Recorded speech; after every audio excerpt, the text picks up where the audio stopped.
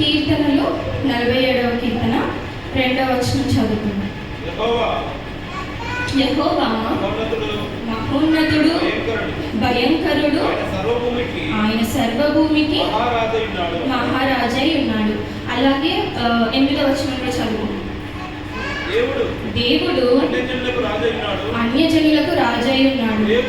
దేవుడు తన పరిశుద్ధ సింహాసనము మీద ఆసీనుడై ఉన్నాడు. ఈ 2 వచనాల్లో మనకి తెలియజేస్తుంది ఏంటంటే దేవుడు సర్వభూమికి మహారాజై ఉన్నాడు. దేవుడు ఒక ఇస్రాయేలుకి మాత్రమే దేవుడా కాదు, ఒక క్లస్టర్ ఆఫ్ పీపుల్కి మాత్రమే దేవుడా కాదు. దేవుడు సర్వభూమికి రాజై ఉన్నాడు. అంటే దేవుడు సమస్త ప్రపంచానికి రాజై ఉన్నాడు. రాజు అంటే ఏంటంటే ఆ ప్రాంతాన్ని పరిపాలిస్తాడు. ఆయన ఆజ్ఞ లేకుండా ఏది జరగదు. అట్టి విధంగానే రాజు అంటే అన్ని ఆలోచనలు చెప్తాడు, ఎవరైనా బాధలో ఉంటే ఆదుకుంటాడు. రాజు అనగా ఆయన ఆజ్ఞ లేనిది ఏది జరగదు. అయితే ఇక్కడ దేవుడు మహారాజై ఉన్నాడు, మన సమస్త ప్రపంచానికి రాజై ఉన్నాడు. ఒక రాజు ప్రాంతానికి రాజు అయితేనే మనం అలా చూస్తున్నామే. మన దేవుడు ఎట్లా అని సమస్తానికి సమస్త ప్రపంచానికి రాజై ఉన్నాడు. అయితే ఇంకొక వచనం చూసుకుందాం. మత్తయి 28:18. అయితే యేసు వారి యుద్ధకు వచ్చి పరలోకమందును భూమి మీదను నాకు సర్వాధికారం ఇయ్యబడి ఉన్నది. అంటే ఇక్కడ వాక్యంలో మనం ఏం తెలియపరుస్తుందండి? ఆకాశమందును భూమి యందును సమస్త అధికారంలో దేవుడికి ఇవ్వబడేది కదండి. నాట్ ఓన్లీ భూమి మీద ఒకటే కాదు, ఆకాశమందును దేవుడు అధికారి అయి ఉన్నాడు. సమస్త ప్రపంచానికి అంటే ఆకాశమునకును భూమికి దేవుడు రాజై ఉన్నాడు, అధికారి అయి ఉన్నాడు. ఇంకో వచనం చూసుకుందామంటే ఫిలిప్పీలు 2:9-11.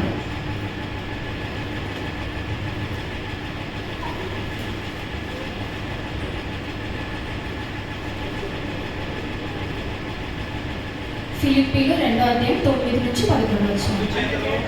అందుచేతను పరలోకమందున్న వారిలో గాని, భూమి మీద ఉన్న వారిలో గాని, భూమి క్రింద ఉన్న వారిలో గాని ప్రతి వాని మోకాలును యేసు నామమున వంగునట్లును, ప్రతి వాని నాలుకయు తండ్రి అయిన దేవుని మహిమార్థమై యేసుక్రీస్తు ప్రభువని ఒప్పుకొనున్నట్లును దేవుడు ఆయనను అధికముగా హెచ్చించి ప్రతి నామమునకు పైనామమును ఆయనకు అనుగ్రహించాను.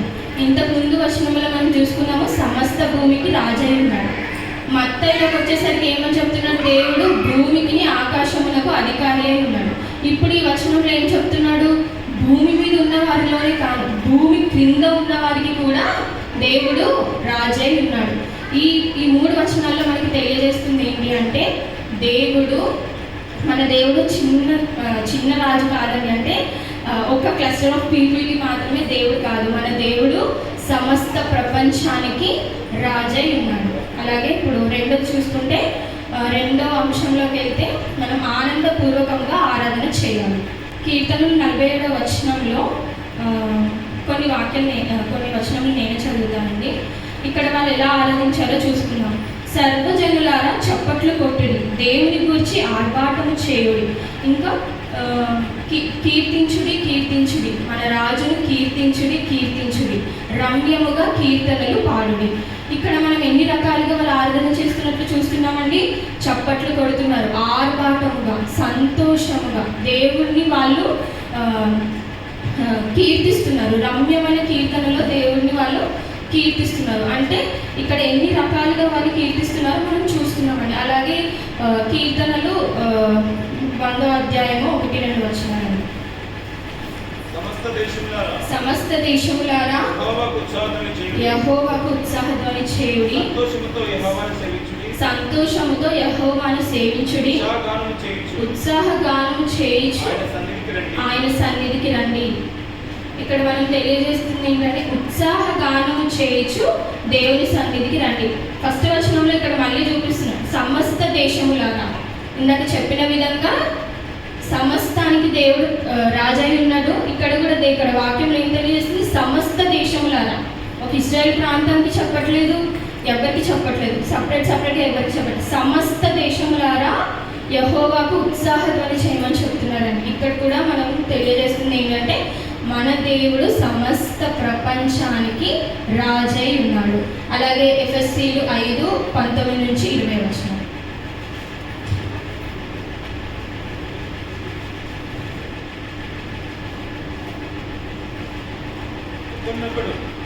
ఒకరినొకరు కీర్తనలతోనూ సంగీతములతోనూ ఆత్మ సంబంధమైన పాటలతోనూ హెచ్చరించుచు మీ హృదయములలో ప్రభువుని గూర్చి పాడుచు కీర్తించుచు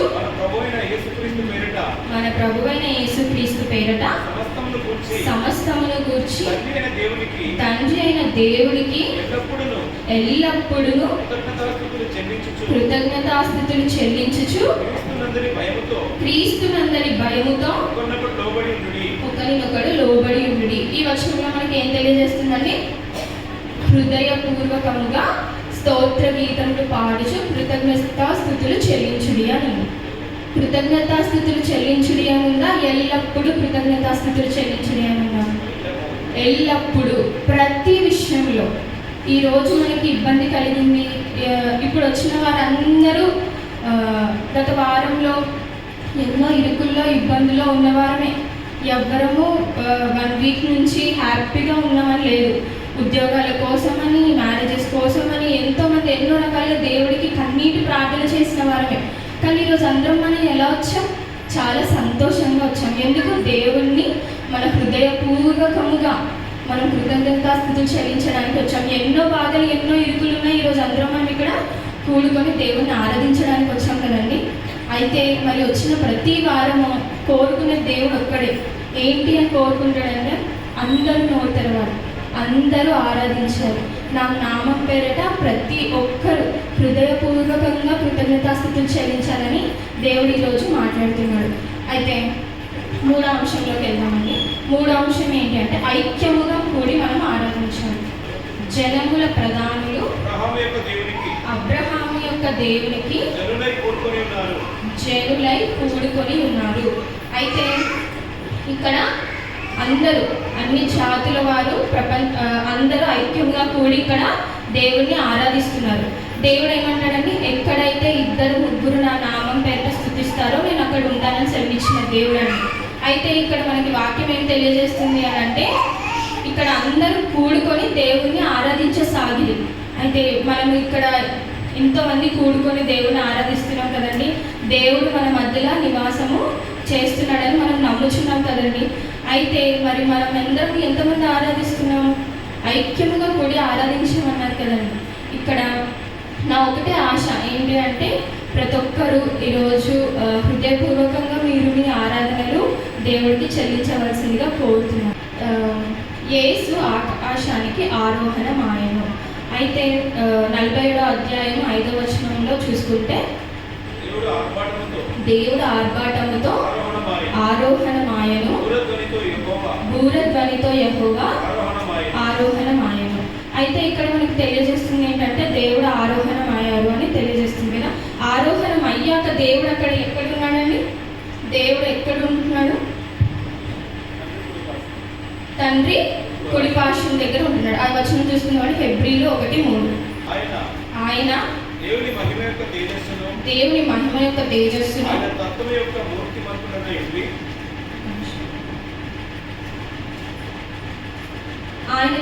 యొక్క మూర్తిమంతమై ఉండి తన మహత్తు గల మాట చేత సమస్తమును నిర్వహించుచు పాపముల విషయంలో శుద్ధీకరణము తానే చేసి దేవదూతల కంటే ఎంత శ్రేష్టమైన నామము పొందెనో వారికంటే అంత శ్రేష్ఠుడై ఉన్నత లోకమందు మహామహుడగు దేవుని కుడిపార్శ్వమున కూర్చుని ఉండెను. అయితే ఇక్కడ ఆరోహణమైన తర్వాత దేవుడు ఎక్కడున్నాడండి? మన మహామహుడగు దేవుని కుడిపార్శ్వం యొద్ద కూర్చొని ఉన్నాడండి. ఈరోజు రేపు రెండో రాకడలో మనం ఎంత పడితే మనం ఎక్కడ ఉంటాము? మనము దేవుడి కుడిపార్శ్వం దగ్గరనే కూర్చుంది.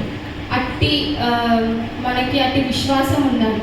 మనము అట్టి నమ్మకంతో దేవుణ్ణి ఎల్లప్పుడూ కృతజ్ఞతాస్తుతులు చెల్లించాలి. ఈ లోకంలో జీవిస్తున్నామంటే మనము ఎన్నో పాపాలు ఎదుర్కొంటూ ఉంటాము ప్రతిరోజు, అది సహజం.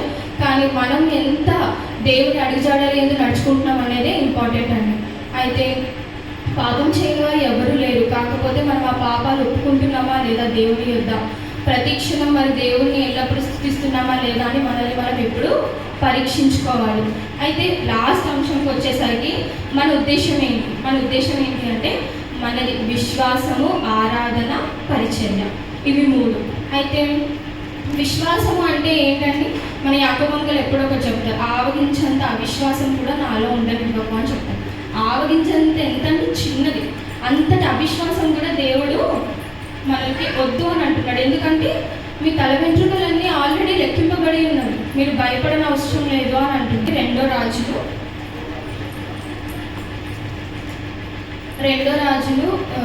నేను చెప్తాను.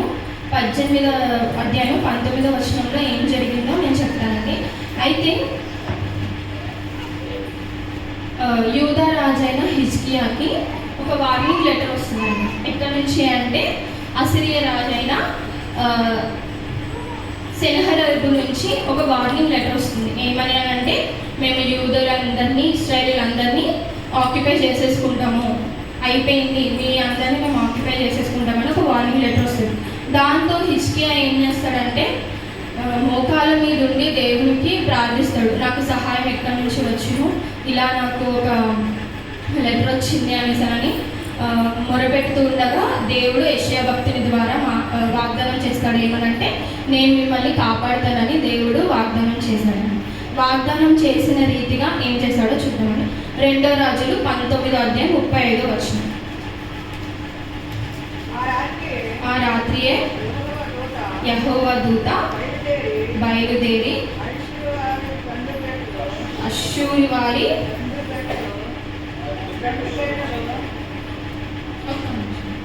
వారి దండుపేటలో జొచ్చి 185,000 మందిని హతము చేశాను. ఉదయమున జనులు లేచి చూడగా వారందరూ మృత కళేబరులై ఉండిరి. అయితే ఒక్క నైట్లో ఏం జరుగుతుంది? వాళ్ళు కూడా ఎక్స్పెక్ట్ చేసి ఉంటారు ఒక్క నైట్లో ఏం జరుగుతుంది. ఎంతమంది ఉన్నారండి? 185,000 మంది ఉన్నారు.